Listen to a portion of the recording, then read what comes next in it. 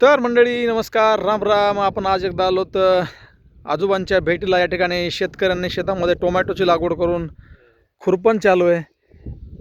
काका राम राम. राम राम म्हणलं. राम राम. किती एकर लावलंय? हे 2 एकर आहे. 2 एकर आहे. हां बरंच भरपूर लावलं की. हां खुरपण चालू आहे का? हां. तर मंडळी टोमॅटो लागवड करत असताना शेतकऱ्यांनी चांगल्या प्रकारचं नियोजन केलं आहे. पण मल्चिंगचं नियोजन केलं असतं तर अजून चांगला फायदा झाला असता. खुरपणाचा खर्च वाचला असता का? मल्चिंग केलं असतं तर परवडलं असतं का? हां. मल्चिंग पेपर मशीननं काय करावं? काही नाही ते इकून हे होतं तसंच तण राहतं.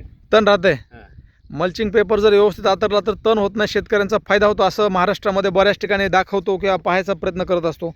या ठिकाणी आजोबांचा एक अनुभव आपण त्यांना विचारूयात की मल्चिंग पेपरवरती बघतील काय तुम्हाला नुकसान काय झालं, त्याच्यामुळं काही नाही तर फायदा नाही झाला, सगळं फालतू गेलं ते. फालतू गेलं मल्चिंग. ज्याची त्याची मेहनत आणि अनुभव असतो मंडळी. 2 एकर म्हणजे जोक नव्हे. टोमॅटोची लागवड करून किती दिवस झाले ह्याला? हां किती दिवस झाले लावून? त्याला 3 वार झाले बघा. 3 वार झालं म्हणजे 7 त्रिक 21 22 दिवस झाले. हां 22 दिवसाचा टोमॅटोचा फळ आहे मंडळी. आणि 2 एकरवरती आजोबांनी या ठिकाणी टोमॅटो लावला आहे. याला किती माणसं पाहतात? इथं 10-11 माणसं आज बाजार नाही झाले. 11 माणसं राहतात. काय हजेरी सध्या? हाजरी 300 रुपये. 300 रुपये रोज आहे. म्हणजे रोज येळाचं नाही. हं. एकला सुटी. एकलाच. किती वाजले? आता 10 वाजले. एकला सुटी.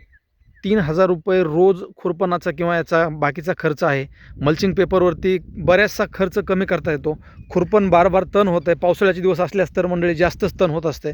पण काकांचा आणि आजोबांचा या ठिकाणी जे अनुभव आहे ते त्यांना काहीतरी वेगळा वाटला. त्यांनी जे 2 ड्रीपचे पाईप आतरले ते हे 16 mm चा एक पाईप आहे. 16 mm चा पाईप वापरण्यापेक्षा जर हे 20 mm चा पाईप वापरला असता तर एकाच पाईपानं तुमचं रान अजून जास्त ओलं होतं आणि लवकर पाणीही देतं. त्यामध्ये फायदा असा होतो की शेतकऱ्यांचा खर्च कमी होतो. 2 पाईप आतरलेत बाबा तुम्ही. याला एक बी पाईप वापरता आला असता मोठा का? 2 पाईपामुळे लवकर भिजते. ते काही नाही ते एक पाईप लावला ते एक सरी तिकडे आवऱ्याला लावल्या ते का नाही? आवरा किती एकर लावलाय? मोठ्या पाईपाचं आवरा किती लावलाय? आवरा 2 एकर. आणि 20 mm चा मोठा पाईप लावला त्याचा काय प्रॉब्लेम म्हणले? मोठा ते चिळकाड्या टाकून एक सरी वाहीच गेल्या ते वापरीच नाही ते चिळकाड्या. याच्यामध्येच ते पाणी जे ड्रिपचा पाईप असतो का तोच पाईप मोठा भेटतो थोडासा. 2 पाईपाचा खर्च कमी होतो, 1 पाईपामध्ये भागताय. हे शिल्लक होते टाकले. शिल्लक होत्या टाकलं का? सगळं टोटल किती एकर शेती आहे तुम्हाला? शेती किती एकर आहे सगळी? आपण रोज घरी आहे. ह्या मालकाला काय तर वावर तिकडे 4 एकर आहे वावर त्या पळूच्या परकडच्या झाडाच्या. आणि पाण्याची व्यवस्था कशी आहे? पाणी चौकट फिरते त्याच्यामध्ये. आता तुमचं वय किती आहे आता? वय 70च्या पुढे गेले मग. 70च्या पुढे गेलं तरी गुडघा बांधून काम करताय. हां हां. पोरं काय करतात? मुलं काय करतात? पोरग एकच आहे आपलं का तिकडे पुण्याला. पुण्याला राहते. आई वडिलांच्या हातामध्ये मेहनत आणि विश्वास, आत्मविश्वास प्रबळ असला की मरेपर्यंत शेतकरी कष्ट करत असतो. शेतकऱ्याच्या आयुष्यामध्ये कधीच शेतकऱ्याला सुट्टी भेटत नाही. काहीतरी 50 ते 70 एकर जमीनला पाणी फिरतंय. या हा लयच मोठे शेतकरी आहेत ना मग. 2 गड आहेत त्याचे. बरं. गावाकडे गेलाय काल. तुम्हाला काय साल आहे आज? हां तुम्हाला काय साल आहे?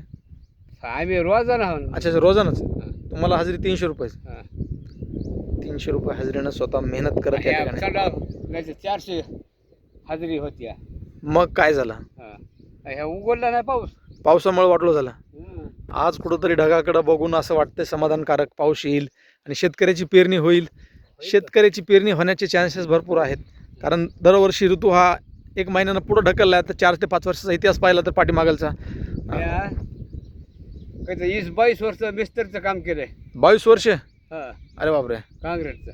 बरं. शेती किती आहे? हां स्वतःला शेती किती आहे? आपल्याला 1 फुट एकर बघायला तुम्हाला सांगायचं. एकरवर पाणी कमी आहे का? कोरड पाणी नाही आपल्याला. मुलगा एकच आहे, 3 मुली आहेत. बरं. सगळ्यांचे दरावर राहायचं. सगळ्यांचे लग्न झाले? सगळ्यांचे लग्न झाले. सुखाची जिंदगी जगण्यासाठी मेहनत करावीच लागते मंडळी. आणि मस्तपैकी खुरपण चालू आहे त्यांचं. आवरा किती एकर आहे म्हटले? आवरा 2 एकर 2 एकर आवरा. मध्ये कुत्रीम टाकल्या हं. सडकाच्या खालून पार खाली वाड्याला. खाली नदीच्या कडेला. चला राम राम मामा, येतो. मग निघतो आता, तुमची भेट झाली, निघालो. टमाटा पाहून चांगलं वाटलं. शेतकऱ्यांना दाखवण्याचा प्रयत्न करत असतो आपण महाराष्ट्रातल्या. शेतकऱ्यांनी स्वतःचा, आपलं जे जमीन वगैरे लेकरं काही मला सगळं स्वस्त भरपूर आहे, सर्व गुण संपन्न आहे मी. भरपूर आहे. हो, फक्त माझ्यापाशी पैसा नाही आहे. पैसा नाही. फक्त सुखी जीवन आणि समाधानी जीवन आहे. मेहनत करतो. काय उपयोग आहे पैसा नाही म्हणजे. पैशानं सुख मिळतं अशातला भाग नाही. बगर पैसा सुद्धा मिळते.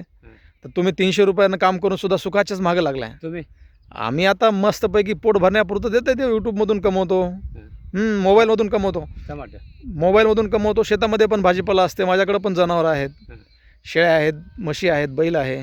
घरी आहे का? गडी नाही, स्वतः करण्यापुरतं आहे. गडी ठेवून करण्यापुरतं नाही आहे. पण मस्तपैकी काहीतरी आपल्यासारखेच. तुमचं आमचं सेमच म्हणलं तर. चलो त्या मग.